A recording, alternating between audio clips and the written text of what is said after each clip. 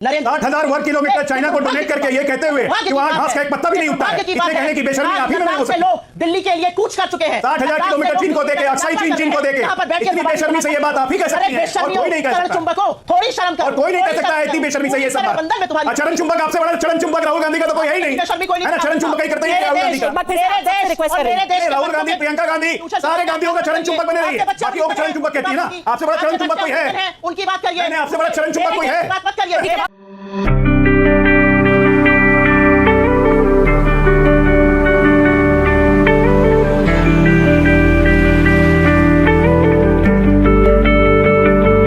जयशंकर गुप्ता वरिष्ठ पत्रकार भी हमारे साथ है। सुप्रिया श्रीनेत, इल्हान ओमार से मुलाकात क्यों? आपको, आपके दर्शकों को और फेलो पैनलिस्ट्स को मेरा नमस्कार। बीजेपी का मानसिक और नैतिक दिवालियापन और बीजेपी की बौखलाहट पिछले 48 घंटे में सारे देश ने देखी है। ये जो बनावटी आक्रोश बीजेपी के चरण चुंबक, बीजेपी के लोग, ट्रोल आर्मी लगा रही है, यह बीजेपी का नैतिक दिवालियापन दिखाता है। राहुल गांधी नेता प्रतिपक्ष हैं और असलियत यह है कि उनके बयानों को काट छाट के चलाने की बड़ी गंदी लत है बीजेपी की, और उस बीमारी से उबर नहीं पा रहे हैं, क्योंकि उस बीमारी के जनक और झूठ बोलने के जनक खुद नरेंद्र मोदी जी हैं। यह मेरा पहला वक्तव्य और अब आपके मैं काम की बात करती हूं। यहां पर हमने कुछ वाक्य सुने, कुछ वक्तव्य सुने। नेता प्रतिपक्ष ने पूरा बयान दिया कि इस देश में सबको आजादी होनी चाहिए, अपनी पोशाक की, अपनी भाषा की, अपनी संस्कृति की। इसमें बीजेपी ने एक सिरा काटा और वो चलाने लगे।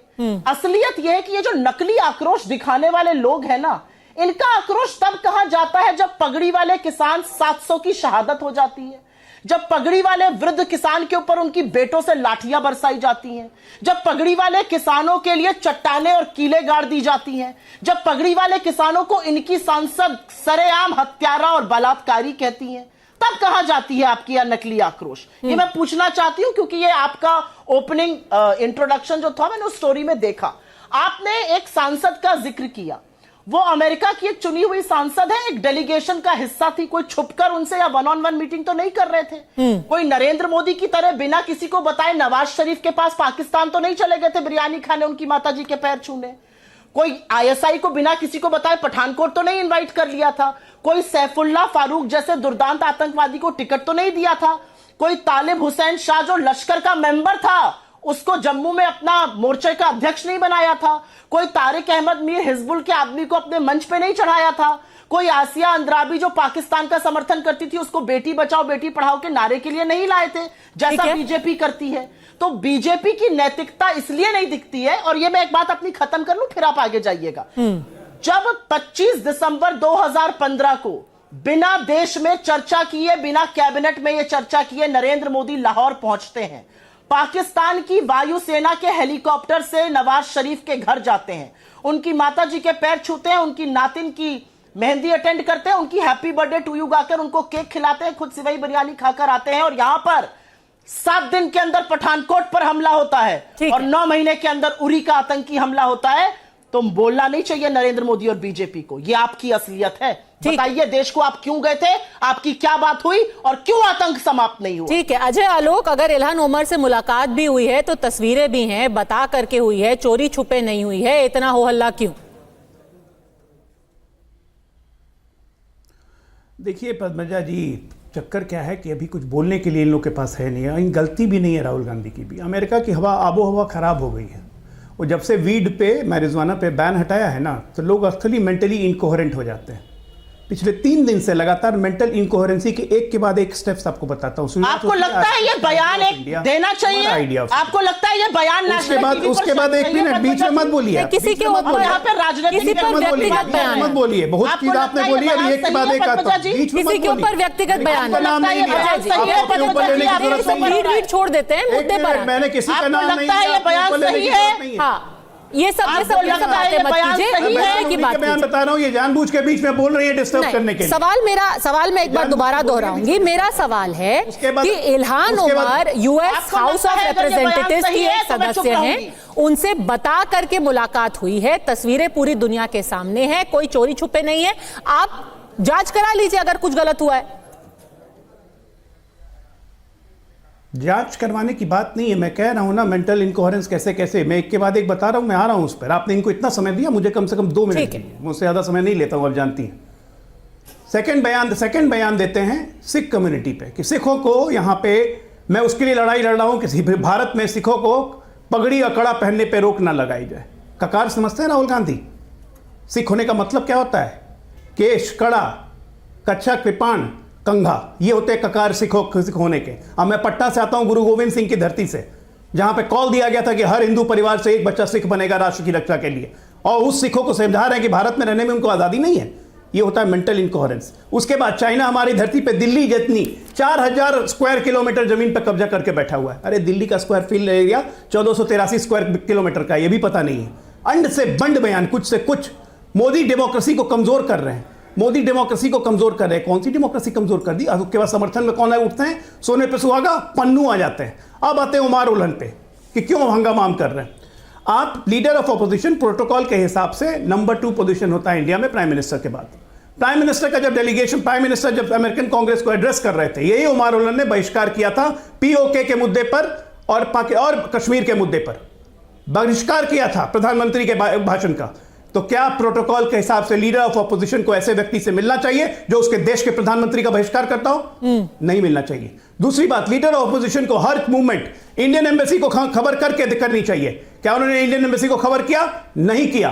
कोई प्रोटोकॉल उल्लंघन नहीं, सब कुछ उल्लंघन टोटल। आप लीडर ऑफ अपोजिशन है साहब, आप राहुल गांधी सिर्फ नहीं है। भारत के नंबर 2 प्रोटोकॉल पे आपको उस पद की गरिमा नहीं है तो इस्तीफा दे दीजिए, भारत की बेइज्जती मत करवाइए। और यहां बात करते हैं पाकिस्तान क्यों गए थे? पाकिस्तान इसलिए गए थे कि रिश्ते सुधारना चाहते थे, लेकिन देख लिया कि रिश्ते नहीं सुधरेंगे तो घर में घुस के उनको मारा। एक बार नहीं, 2 बार मारा, आगे भी मारेंगे। ये इल्हान उमर कौन है? जो आपके दर्शक को पता लग जाना चाहिए, ये इल्हान उमर वही है प्रधानमंत्री के भाषण का बाइकआउट। एक दूसरा, लगातार बोलती है कि भारत में 20 करोड़ मुसलमानों के नरसंहार की संभावना है। बड़ा भारत समर्थक है ये तो। 370 हमने हटाया, भारत सरकार ने हटाया, भारत देश ने हटाया, उसके खिलाफ रेजोल्यूशन लेके आई है। ये ऐसे उमर उल्हन से राहुल गांधी को मिलना शोभा देता है? सुप्रिया श्री गंभीर आरोप लगा रहे हैं, कह रहे हैं कि भारत की जो एम्बेसी थी उनको ये नहीं बताया गया था कि इस तरीके के लोगों से मुलाकात की जा रही है। भारत को ये जानकारी है कि नहीं? लश्कर-ए-तौयबा ने कुछ सालों पहले एक बयान इशू करके कहा था बीजेपी सत्ता में आए, ये वो चाहते हैं। तो क्या बीजेपी आतंकियों की पार्टी है? आईएसआई का भी परसों एक वक्तव्य चल रहा था जहां पर उन्होंने कहा बीजेपी उनको ज्यादा सूट करती है। तो क्या बीजेपी पाकिस्तान की आईएसआई से गठबंधन रखती है? ये किस तरह की मूर्खता की बातें की जा रही हैं? खालिस्तानियों पर आपको जो बोलना है बोलिए, क्योंकि खालिस्तानियों को निस्तो नाबूद करने का काम ही इंदिरा जी ने किया था और अपनी शहादत देकर किया था। खालिस्तानी मूवमेंट जब कनाडा में हो रहा है और जब वहां पर देश की प्रधानमंत्री इंदिरा गांधी एक झांकी में उनके असैसिनेशन की विभत्स घटना की जाती है, तो नरेंद्र मोदी जर्नल सिंह भिंडर वाले को किसने पैदा किया था? हमारी फॉरेन मिनिस्ट्री की इतनी हैसियत नहीं है, इतनी हैसियत नहीं थी कि वहां पर उसका प्रतिकार करें। बीच में मत बोलिए मेरे, वहां पर बोलने की हैसियत नहीं होती है।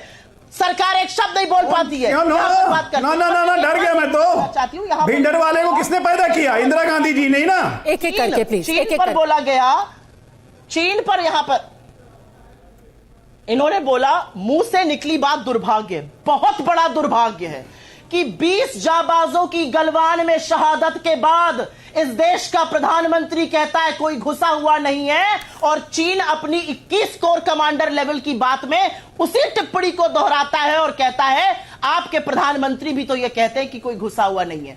और 20 मीटिंग्स के बाद आज 2020 अप्रैल की यथावत स्थिति हमारे बॉर्डर पर नहीं बन पाती है।